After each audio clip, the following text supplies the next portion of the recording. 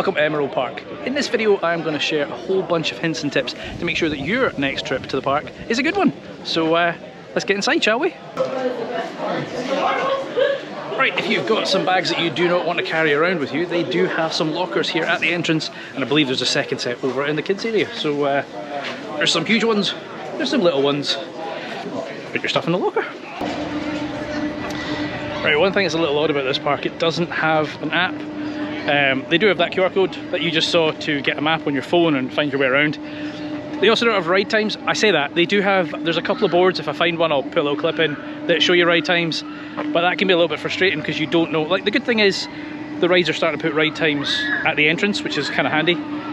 But yeah, like, you don't know whether to go to the other side of the park because you can't check them all in one place. So that's a little bit frustrating. Right, as is becoming the norm in a lot of parks nowadays, they do have the freestyle cups. Although from what I can see, there's only 3 or 4 of those stations around the park, so just bear that in mind. But, you know, refillable drinks. Right, next one is a few hints about tickets. I mean, the obvious thing is buy your tickets in advance, right?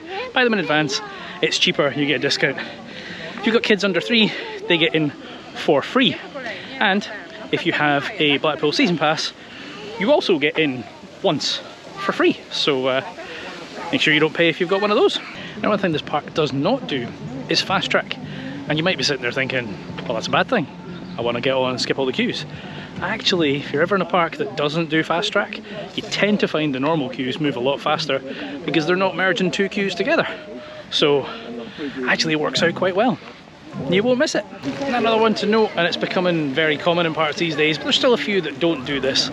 This park does have free Wi-Fi. So if you've got a terrible signal, or you're international and you would have to pay to use your data over here, hop on the Wi-Fi. I mean, you're not going to be on an app, so you might not need it, but it's there if you do. Right, one thing to be careful when you're here is that, unlike a lot of parks, and I say this in a lot of my tips videos, where usually when a park closes, the ride is closing, like the queue at that time. No, this park, they want to be closed as close to that time as possible, so they actually shut the queues 30 minutes before the park itself shuts, and possibly even slightly sooner. So be careful with that.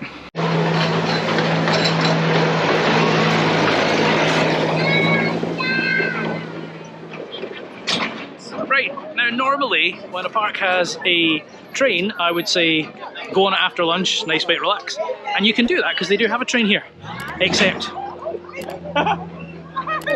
it's reversing right now. Except this train is quite a small train and literally does a tiny little loop around the kids area. So don't expect it to be a nice leisurely 10-15 minute train. It is not. But they do have one. Right, a little addendum to that one, it only takes 2 minutes, and we just joked it's probably faster than the Runaway Mine Train, so definitely not a relaxing ride, but one to do nonetheless. Right, so this park, as well as having all of the rides, has a decent zoo. They've got quite a lot of animals, so make sure that you spend some time in this area as well. Don't just do the rides, because there's plenty to see. There's leopards! There's leopards. I mean, I just filmed the sign for that, but my daughter just went, there's leopards! So there's leopards. Right, the park has many food options. We're in the lodge. We've got mac and cheese, goujons, pasta, all that kind of good stuff. There's a pizza place out there, and there's tons of places around for hot dogs and stuff. This park does allow you to bring your own food though, so you know, if you're coming with a family, it might be better to bring a picnic, could be cheaper. Right, now another thing that I tend to do when I go to a park is get ride photos. I have not done that today, but they do it a little bit strange here. They don't have, like, it's not a all day park photo ticket thing. You pay per ride. Now they do have a book that you can buy for 15 euros and then subsequent photos are 8 euros. But the ride photos are on the Cuchulainn, Nafiana Force, The Quest, Viking Voyage, Dino Dash and Flight School. So, you know, if you're on any of those, you can grab a photo. They do offer digital downloads as well when you purchase a photo, which I'm much more in favour of. I don't really need a physical copy. But yeah, it's a little bit odd. But if you like the photos, they do have them.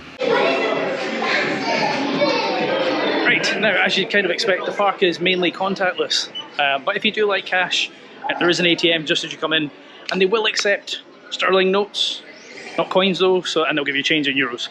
So you'll probably get ripped off in the exchange rate, so you might not want to do that, but If you don't like contactless, there's an ATM. Right, now one thing you want to do when you're here is they've got the World of Raptors, which is kind of a bird show with bald eagles and secretary birds and owls and all sorts of stuff. Really, really cool. It's on twice a day. Today it was on 1:30 and 3. I'm not sure if it's the same time every day, but make sure you check it out. It is definitely worth seeing. Right, if you're here and you've just had a baby and you need to nurse, shall we say, they have a nursing station which is not far from the entrance. Again, you'll find it on the map, but just to be aware that there is one, and it's fairly easy to get to.